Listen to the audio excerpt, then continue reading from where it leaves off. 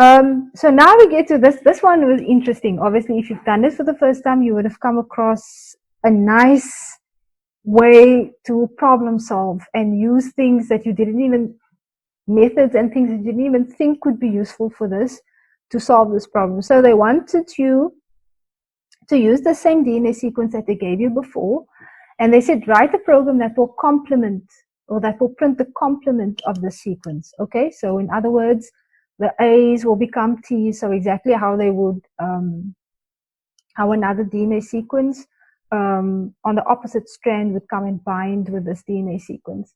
The A's always bind with the T's, the C's with the G's, etc. So they want you to write the complement of this. And you would have noticed, and again, pause this if you haven't done it and attempt it, because I know that you're thinking in the end, oh, I can do this. This is the dot replace method, and that's correct. But when you start doing it, you will realize that some of the things were not as intuitive at the start of this exercise as you might have thought.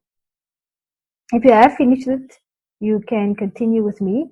So obviously, you would have run into the problem. Again, I just use my sequence again as the variable name, where you replace the A with a T, and you go ahead and you go and do the rest of the replacements, right? Because you use the my sequence dot replace. But when you then get to replacing the T with an A, then you realize that you are now replacing all of the previous,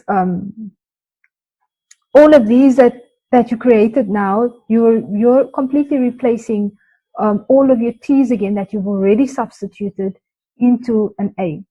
So the nice way to get around this, and you could have done it any other way, but they first decided to turn it into, or to substitute the A with instead of substituting it with a small or a capital T, to substitute it with a small t. So that next time when they come to the T's that need to be replaced, that it doesn't undo the work that they've done. Yeah, so I thought that was really clever.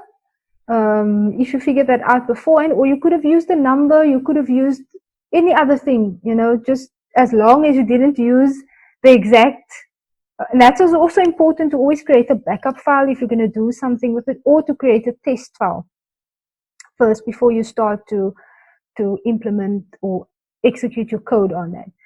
So again, I've named mine replacement 1, and you could have said replace A's with T's. It's fine as long as it's intuitive to you.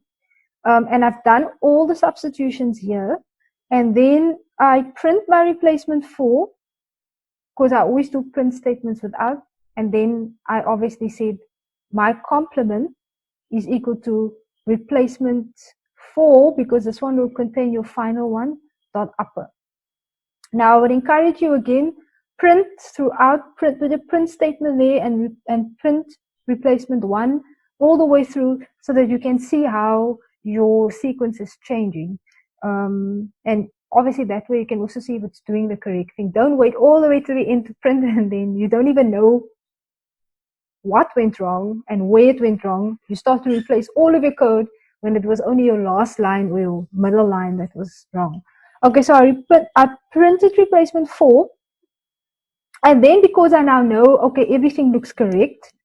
So let me just remove this so that you can see. If I print this, I will see, okay, that is correct. It is doing A to T, C to G, etc. So now I can go ahead and I can